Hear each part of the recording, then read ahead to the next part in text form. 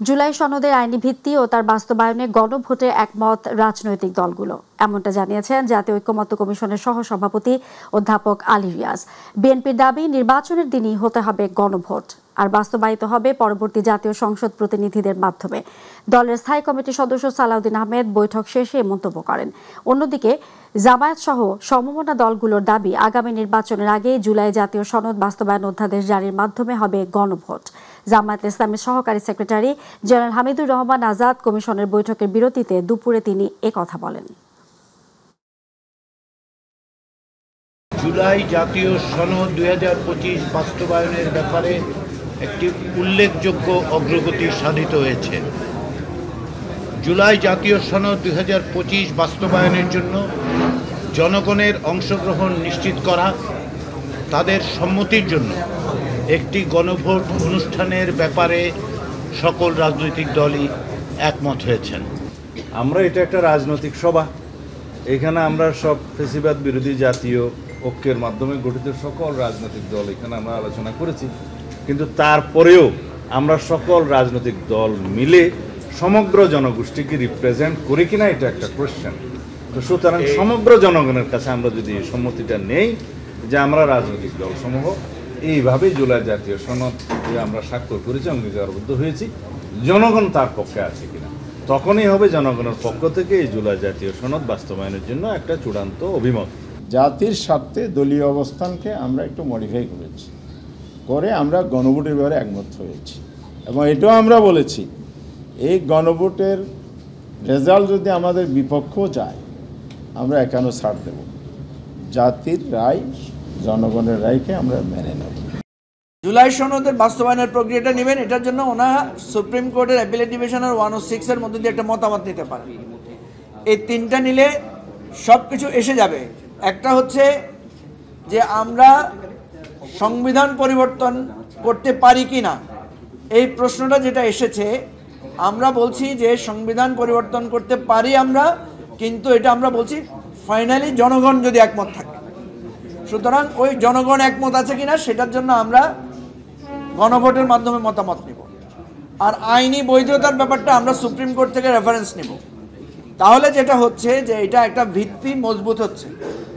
গণ অভ্যুত্থান হয়েছে, এই গণ অভ্যুত্থান আপনাদেরকে সংস্কার করার ম্যান্ডেট দিয়েছে, এই গণ অভ্যুত্থান বিচার করার ম্যান্ডেট দিয়েছে, এই গণ অভ্যুত্থান একটি সুষ্ঠু নির্বাচন জাতিকে উপহার দেওয়ার ম্যান্ডেট দিয়েছে। আপনারা যদি এইভাবে সিদ্ধান্ত গ্রহণ না করে এইভাবে জাতিকে হতাশার মধ্যে রাখেন, সেক্ষেত্রে মানুষের যে প্রশ্ন আদৌ কি নির্বাচন হবে, মানুষ কিন্তু আরও বেশি সন্দেহ এবং সংশয়ের মধ্যে ভুগবে। এই কথাগুলো আমি ঐক্যমত্য কমিশনকে জানিয়েছি। যে সাংবিধানিক আদেশ হোক, লিগ্যাল ফ্রেম অর্ডার হোক, অথবা রেফারেন্ডাম অর্ডিন্যান্স হোক, যে নামই হোক না কেন, এটার ভিত্তিতে একটা গণভোট করা হোক, যেটা সাধারণ নির্বাচনের দিন একই সাথে অনুষ্ঠিত হবে, এবং এই রেফারেন্ডামের মধ্য দিয়ে আগামীতে যারা নির্বাচিত হবে, নির্বাচিত যে সভা, তারা কিন্তু একই সাথে তাদের একটা সাংবিধানিক পরিবর্তন করার এখতিয়ার থাকবে, যেটা সংশোধনের চেয়ে বেশি কিছু। খুব শিগগিরই জাতীয় ঐক্যমত্য কমিশন অন্তর্বর্তীকালীন সরকারের কাছে চূড়ান্ত প্রতিবেদন জমা দেবে বলে জানিয়েছেন কমিশনের সহসভাপতি অধ্যাপক আলী রিয়াজ। সকালে রাষ্ট্রীয় অতিথি ভবন যমুনায় কমিশন সভাপতি ও প্রধান উপদেষ্টা প্রফেসর মোহাম্মদ ইউনূসের নেতৃত্বে জাতীয় ঐক্যমত্য কমিশনের এক বৈঠকে কথা জানান তিনি। প্রায় ঘণ্টাব্যাপী অনুষ্ঠিত এই বৈঠকে জুলাই সনদের বিষয়বস্তু এবং এর বাস্তবায়ন পদ্ধতি নিয়ে রাজনৈতিক দলগুলোর মনোভাব ও এ বিষয়ে ঐক্যমত্য কমিশনের অবস্থান সম্পর্কে সভাকে অবহিত করা হয়। বৈঠকে প্রধান উপদেষ্টা প্রফেসর মোহাম্মদ ইউনূস ঐক্যমত্য কমিশনের কাজের অগ্রগতিতে সন্তোষ প্রকাশ করেন। একই সাথে কমিশনের কাজের চূড়ান্ত অগ্রগতি সম্পর্কে দ্রুততম সময়ের মধ্যে তাকে জানানোর নির্দেশ দিয়েছেন।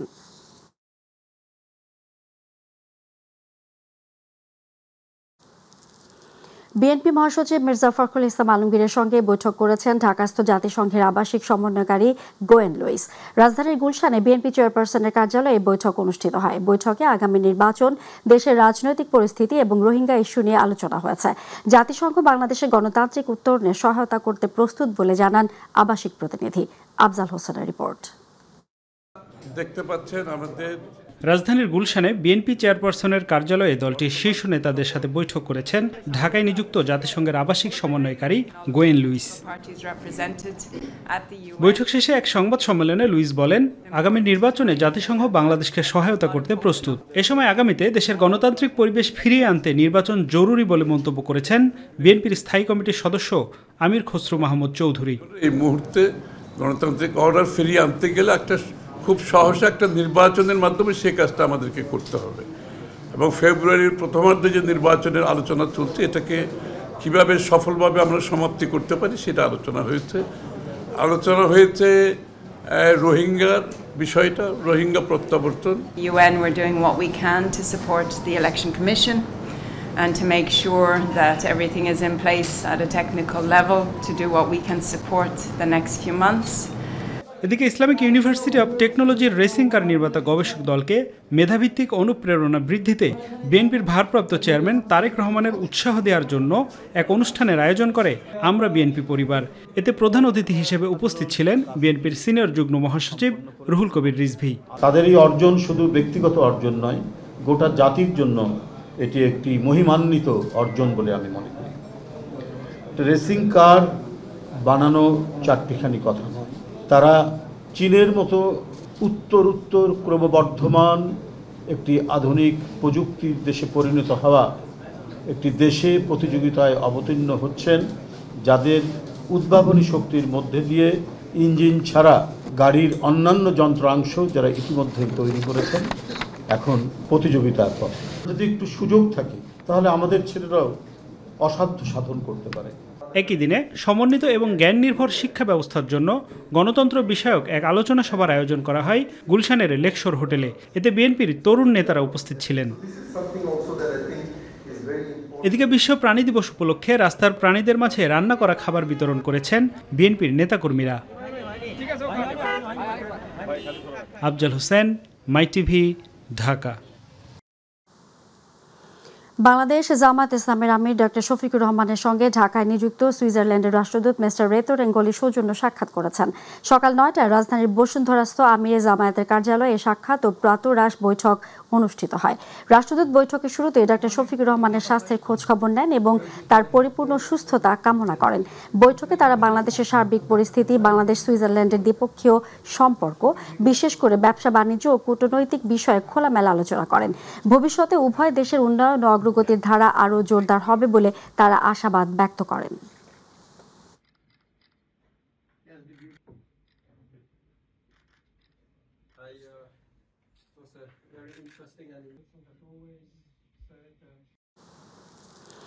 দল হিসেবে আওয়ামী লীগের বিচারে তদন্ত কার্যক্রম দ্রুত শুরু হবে বলে জানিয়েছেন আন্তর্জাতিক অপরাধ ট্রাইব্যুনালের চিফ প্রসিকিউটর মোহাম্মদ তাজুল ইসলাম। দুপুরে ট্রাইব্যুনালে সাংবাদিকদের এক প্রশ্নের জবাবে তিনি কথা বলেন। এ সময় জুলাই আগস্ট আন্দোলনে কুষ্টিয়ায় ৬ জনকে হত্যার ঘটনায় আওয়ামী লীগ নেতা মাহবুবুল আলম হানিফ সহ ৪ জনের বিরুদ্ধে অভিযোগ আমল নেওয়ার উপর আদেশের জন্য সোমবার দিন ধার্য করেছেন ট্রাইব্যুনাল। এস এম আরিফের রিপোর্ট।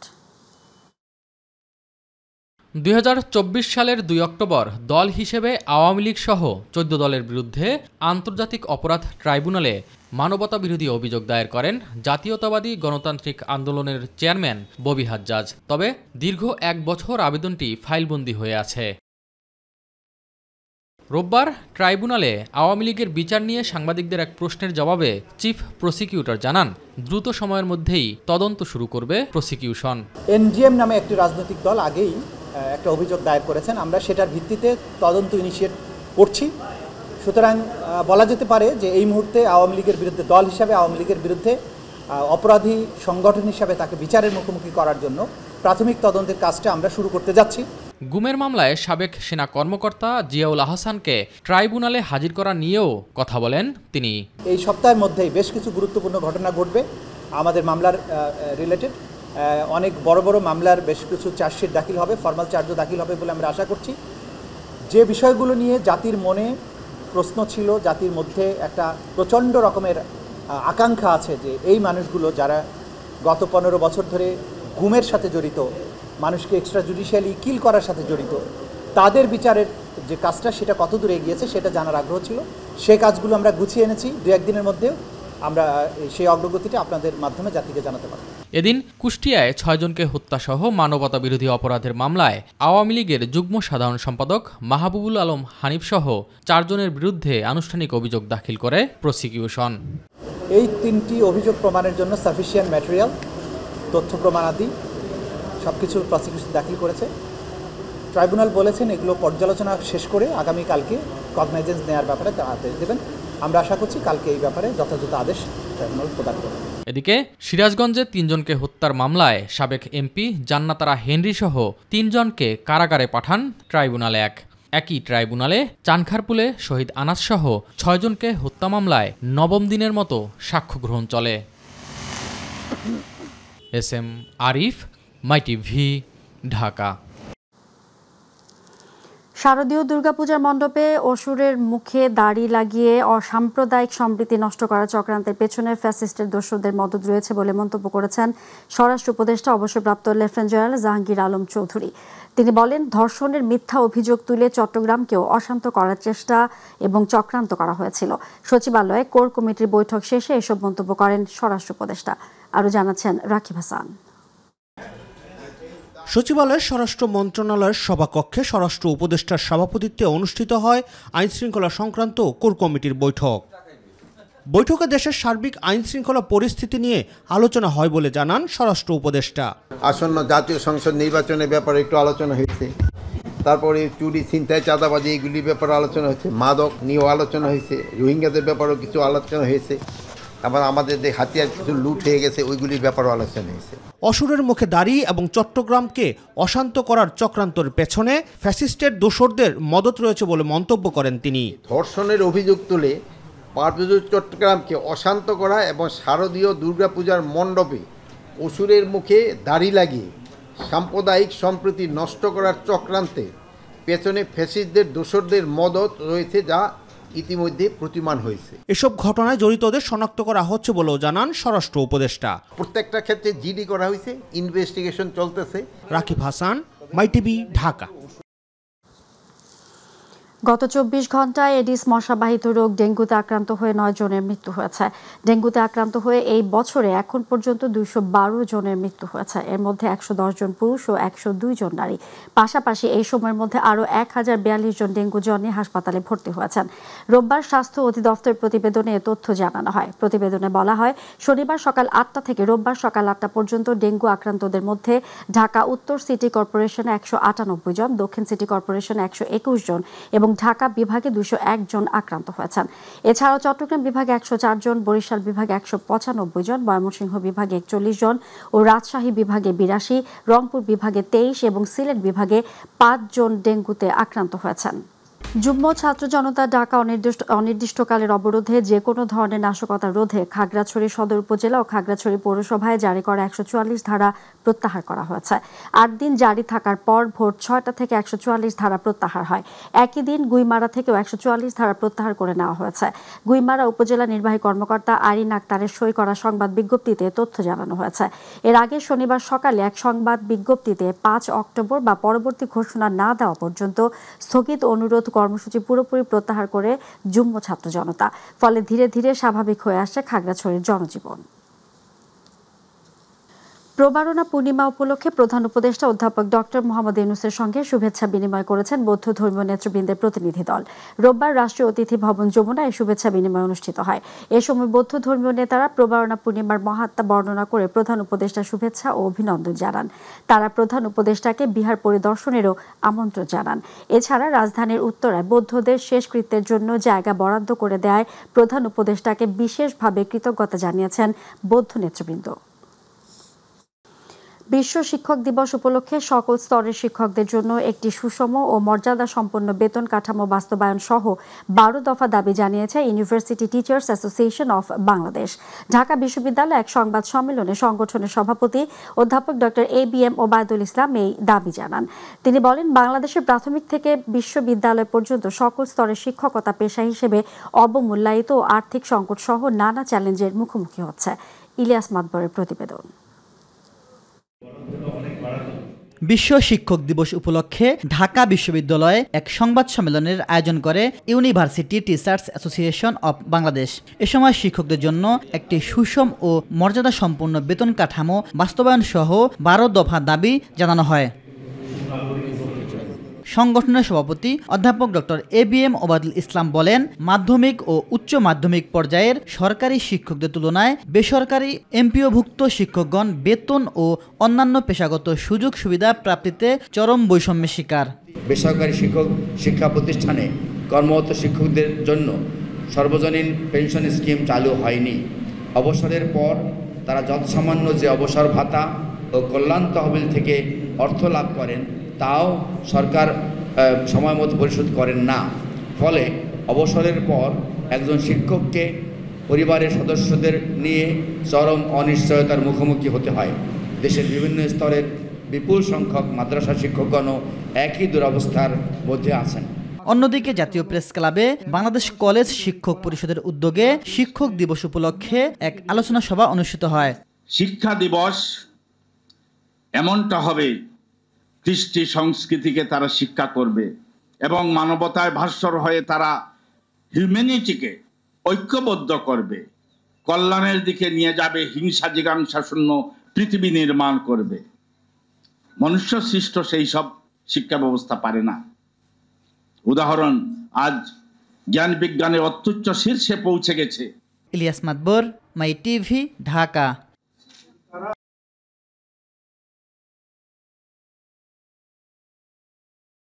36 দিন পর রোববার থেকে বাংলাদেশ কৃষি বিশ্ববিদ্যালয়ে ক্লাস পরীক্ষা শুরু হয়েছে। শিক্ষার্থীদের উপস্থিতিতে মুখরিত হয়ে উঠেছে ক্যাম্পাস। এর আগে গত 3 অক্টোবর সকাল 9টা থেকে বিশ্ববিদ্যালয়ের সকল আবাসিক হল খুলে দিলে শিক্ষার্থীরা নিজ নিজ হলে ওঠে। গত 31 আগস্ট কম্বাইন্ড ডিগ্রির দাবিতে পশুপালন ও ভেটেরিনারি অনুষদের আন্দোলনরত শিক্ষার্থীদের উপর বহিরাগতদের হামলার ঘটনায় শিক্ষার্থী, সাংবাদিক সহ 15 জন আহত হন। এ ঘটনার পর থেকে বিশ্ববিদ্যালয়ে উত্তেজনা ছড়িয়ে পড়লে রাতে বিশ্ববিদ্যালয়ের প্রশাসন জরুরি সিন্ডিকেট সভায় অনির্দিষ্টকালের জন্য বিশ্ববিদ্যালয় বন্ধ ঘোষণা করে। পরদিন সকাল 9টার মধ্যে শিক্ষার্থীদের বিশ্ববিদ্যালয়ে আবাসিক হল ত্যাগের নির্দেশ দেয়।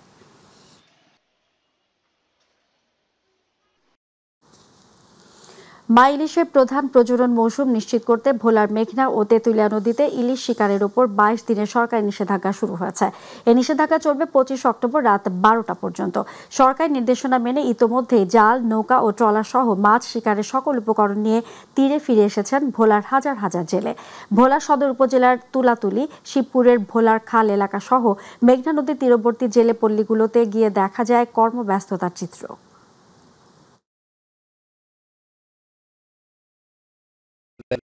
আলহামদুলিল্লাহ আমরা এগুলো পরিষ্কার করার পরে লাস্টে আমরা এগুলো কাজগোজ সবকিছু ঠিকঠাক করে তারপর মনে করেন যে মহাজনের যে হিসাব দেওয়ার ওই হিসাব দেওয়ার পর মনে করেন যে আমরা যে যার মতো চলে যাব। অভিযান দিয়েছে, আমরা নদীতে যাব না, কিন্তু আমার তো সরকার কোনো সহযোগিতা করে না। বরিশালের বাকেরগঞ্জে মৎস্য অফিসের বিরুদ্ধে অনিয়মের অভিযোগ উঠেছে। টেন্ডার নিয়ে 9/6 নদী ও জলাশয় অবৈধ জালের বিরুদ্ধে কার্যকর কোনো অভিযান পরিচালনা না করা, এমনকি একই খালের ভিন্ন ভিন্ন নাম ব্যবহার করে মাছের পোনা অপমুক্ত করে অর্থ হাতিয়ে নেওয়ার অভিযোগ করেছেন স্থানীয়রা। এতে করে মৎস্যজীবীদের মধ্যে উদ্বেগ তৈরি হয়েছে। বাকেরগঞ্জ প্রতিনিধি মিজানুর রহমানের রিপোর্ট, জানাচ্ছেন আতিকুর রহমান তিতাস। বরিশালের বাকেরগঞ্জের নদ নদী থেকে অনেকটাই বিলুপ্ত হয়ে যাচ্ছে শোল, গজার, টাকি, শিং, কই সহ নানা দেশি প্রজাতির মাছ। স্থানীয় মৎস্যজীবীদের অভিযোগ, উপজেলা মৎস্য বিভাগের উদাসীনতায় হারিয়ে যাচ্ছে মাছ। অবৈধ জালের বিরুদ্ধে অভিযান পরিচালনা না করার অভিযোগও করেন তারা। খালে বিলে যে মাছগুলো থাকতো দেশীয় প্রজাতি একবারই হারাই গেছে। এখন কোনো মাছ আনা পাই না, খাইতেও পারি না। ওই হাটে ধরে ওঠে, ওই সাগরের মাছটা ওঠে। দেশীয় কোনো মাছ পাওয়া যায় না, প্রচুর মাছই নেই, খালি সজাগতা নেই, খালি খাল করে রয়েছে। একই খালের ভিন্ন ভিন্ন নাম ব্যবহার করে মাছের পোনা অবমুক্ত করে অর্থ হাতিয়ে নেওয়ার অভিযোগ করেছেন মৎস্যজীবী ও ক্ষুদ্র খামারিরা। রয়েছে টেন্ডার নিয়ে 9/6 অভিযোগ। টেন্ডারের বিষয়ে মূলত আমাদের কোনো আমি জানি না, কিছু আমার জানায় না। একবার শুনছি 3 লাখ টাকা বরাদ্দ আসছে, ওই বাসবুস দিছে, ওই জায়গায় একটা করছে, ওই নিশান দিছে। ফরিদপুরে মাদারবুনিয়া নামে কোনো খাল বলতে আজ পর্যন্ত পাইনি। মৎস্য বিচারের সাথে আমি 2-3 বার কথা বলছি, বলছে যে ঠিক আছে আপনি নাম দেন, আমরা লিস্ট করে নেই। উপজেলা মৎস্য কর্মকর্তা সব অভিযোগ অস্বীকার করে বলেছেন, একই খালের একাধিক নামের কোনো সুযোগ নেই। এরকম যদি থাকে তাহলে আপনি আমাকে তথ্য দিয়ে আমরা সেটা আবার দরকারে আপনাকে উল্টা করে দেখাবো যে এই নামে খাল আসলেই আছে কিনা। জেলা মৎস্য কর্মকর্তা বলছেন 3 লক্ষ টাকার মধ্যে যে প্রকল্পগুলো রয়েছে সেগুলো উপজেলা মৎস্য অফিস থেকেই বরাদ্দ হয়। এর বেশি ব্যয়ের প্রকল্পগুলো স্থানীয় টেন্ডারের মাধ্যমে বাস্তবায়ন করার কথা রয়েছে। 3 লক্ষ টাকা পর্যন্ত আমি কোটেশন করতে পারি। 3 লক্ষ টাকার ঊর্ধ্বে হয়ে গেলে সেটাকে আমাকে আদর্শ খাতে সেটাকে আমাকে টেন্ডার দিতে হয়। উপজেলা নির্বাহী কর্মকর্তা বলছেন, অবৈধ জাল বন্ধে উপজেলা প্রশাসনের পক্ষ থেকে আইনি ব্যবস্থা নেওয়া হবে, আর প্রকল্পের সঠিক ব্যবহার হচ্ছে কিনা তা নিয়ে বাড়ানো হবে নজরদারি। আপনারা জানেন যে এই ধরনের জালের উপরে বা বিষ প্রয়োগের উপরে আমাদের আইনি আছে, আমরা সেই আইনগুলো প্রয়োগ করছি। আতিকুর রহমান তিতাস, মাই টিভি। দীর্ঘদিন ধরে সিরাজগঞ্জে জলাতঙ্ক রোগের ভ্যাকসিনের অভাব দেখা দিয়েছে। জেলার সদর হাসপাতাল সহ সকল উপজেলার হাসপাতালগুলোতে প্রয়োজন মাফিক ভ্যাকসিন না থাকায় বাধ্য হয়ে বাইরে থেকে কিনে নিয়ে ভ্যাকসিন দিতে হচ্ছে রোগীদের, যে কারণে সমস্যা পড়তে হচ্ছে রোগীদের। আর কর্তৃপক্ষ বলছেন ভ্যাকসিনের জন্য ইতিমধ্যে চাহিদাপত্র দেওয়া হয়েছে। দর্শক প্রতিনিধি HM মোনায়েম খানের রিপোর্ট, জানাচ্ছেন শামস তাবরিজ উচ্ছ্বাস। সিরাজগঞ্জের 250 শয্যা জেনারেল হাসপাতাল সহ জেলার সকল উপজেলার হাসপাতালগুলোতে প্রতিদিন হাজার হাজার রোগী চিকিৎসা নেন। অন্যান্য রোগের পাশাপাশি হাসপাতালগুলোতে চিকিৎসা নেন কুকুর, বিড়াল, সাপে কামড়ানো রোগীরাও। সব মিলিয়ে প্রতিদিন জেলায় গড়ে 3 শতাধিক ভ্যাকসিন প্রয়োজন হলেও গত 6 মাসে কেবল সদর হাসপাতালে ভ্যাকসিন এসেছে মাত্র 500টি। হঠাৎ করে ভ্যাকসিনের সংকটের কারণে ভোগান্তিতে পড়েছেন চরাঞ্চলের প্রান্তিক দুস্থ রোগীরা। বাধ্য হয়ে বাহির থেকে ভ্যাকসিন কিনে আনতে হচ্ছে রোগীদের। আমরা চাই এখানে জানি ফ্রিতে পাই, আমরা জানি ভ্যাকসিন দিতে পারি। হাওলাত করে নিয়ে আসি, নিয়ে এসে ওষুধ কিনে নিয়ে এসে এই ভ্যাকসিনের সাপ্লাইগুলো বাড়ানো, না বাড়াইলে বাংলাদেশের ম্যাক্সিমাম মানুষ হচ্ছে নিম্ন আয়, তাদের পক্ষে আসলে এটা কিনে দেওয়া সম্ভব না। এখন আমাদের তো আর এত সামর্থ্য নাই। এখন দাঁড়াই রয়েছি যে 4 জন একখানে হইলে 4 জন মিলে একটা ভ্যাকসিন নিয়ে এসে 4 জনের দেওয়ার জন্য। ভ্যাকসিনের জন্য আসছিলাম, 2টা পর্যন্ত দেয়। এখানে 1:45 কি 1:30টার সময় আসছিলাম, ফেরত গেছি 2 দিন। ডাক্তারের কাছে গেছিলাম যে ভ্যাকসিন না দিলে কি হবে বা আশায় বিষয়, বলে যে 2-3 দিন দিলে সমস্যা নেই। স্বাস্থ্যসেবার মান, আপনার চিকিৎসা সেবার মান এটি অবশ্যই আরও বৃদ্ধি করা হোক এবং এই ঘাটতি পূরণ করা হোক।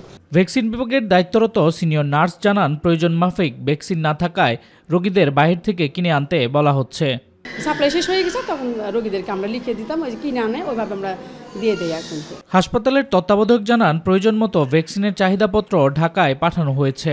আমাদের এই অ্যান্টি স্নেক ভেনাম এবং অ্যান্টি র্যাবিস ভ্যাকসিন দুইটারই চাহিদা দেওয়া আছে। নেক্সট ওয়ার্কিং ডেতে গিয়ে নিয়ে আসবে এবং জনগণ অবশ্যই এটা পাবে।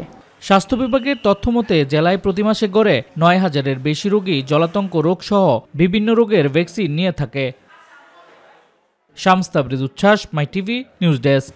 টানা বৃষ্টি আর পূজার ছুটি থাকায় গত কয়েকদিন প্রতি কেজি কাঁচামরিচ বিক্রি হয়েছে 380 থেকে 400 টাকায়। তবে দেশের বিভিন্ন স্থলবন্দর দিয়ে ভারত থেকে মরিচ আসায় দেশের বাজারে কমেছে কাঁচামরিচের দাম। প্রকারভেদে প্রতি কেজি মরিচ বিক্রি হচ্ছে 140 থেকে 160 টাকায়। শিমুল খানের রিপোর্ট। গত এক সপ্তাহে রাজধানীর বাজারে আকাশচুম্বী মরিচের দাম। রান্নার অতি প্রয়োজনীয় উপকরণটি কেজি প্রতি বিক্রি হয় 380 থেকে 400 টাকা। ব্যবসায়ীরা বলছেন, দেশে মরিচ উৎপাদনে ঘাটতি হওয়ায় আমদানি নির্ভর হতে হচ্ছে। আর দুর্গাপূজার কারণে সীমান্তে আমদানি রপ্তানি কার্যক্রম বন্ধ থাকায় বাজারে মরিচের সংকট দেখা দিয়েছে বলে মত আড়তদারদের। বাংলাদেশে মরিচ শর্ট, ভারতের সামনে ভরসা, ভারতের মরিচ না এলে মরিচ 1000 টাকা কেজি, এটা বাংলা খাইতে পারবো না। গত সপ্তাহে পূজার বন্ধ ছিল, সব বন্ধ ছিল, তাদের মাছ আয় নাই, তাদের দাম বেশি ছিল। এখন মানে বর্ডার খুলে দিচ্ছে, মালটা আয়, তার জন্য মালের দাম কমে গেছে। আবার বর্ডার বন্ধ, ইন্ডিয়ান মরিচ নাই, শুধু দেশি মরিচ ছিল অল্প, এগুলোর দাম বেড়ে গেছিল। সাধারণ মানুষ বলছেন, ব্যবসায়িক সিন্ডিকেটের কারণেই কাঁচামরিচের বাজার এত উত্তাপ। এই কারসাজির হাত থেকে যতদিন আমরা মুক্তি না পাবো, ও শুধু কাঁচামরিচ কেন, মানে সব জায়গায় এই কারসাজি, যার ভুক্তভোগী আমরা সাধারণ মানুষ। দুর্যোগের কারণে যদি কোনো ধরনের আবহাওয়া বার্তা দেয় যে আজকে আকাশের এই পরিস্থিতি, ওইটাকে কেন্দ্র করেই সব সিন্ডিকেট নিয়ে বলে যে গাড়ি আসতেছে না, একজ্যাক্ট এই ধরনের লজিক দিয়েই তারা দামটা বৃদ্ধি করে। গতকালকে ছিল 1500-1600 টাকা পাল্লা, এর আগে ছিল 1300 টাকা পাল্লা, এর আগে ছিল 1000 টাকা পাল্লা। মরিচ ক্রাইসিস বিধায় আর কি দামটা বাইরে জায়গা, পানি নাই, ইন্ডিয়াতে মরিচ আসে না, ওই নানান কথাবার্তা কইয়া বোঝা যায়। তবে আজ কিছুটা নিম্নমুখী কাঁচামরিচের দাম। ভোক্তারা বলছেন ব্যবসায়ীরা মানবিক না হলে কোনো না কোনো পণ্যের দাম বৃদ্ধির এমন অবস্থা চলতেই থাকবে।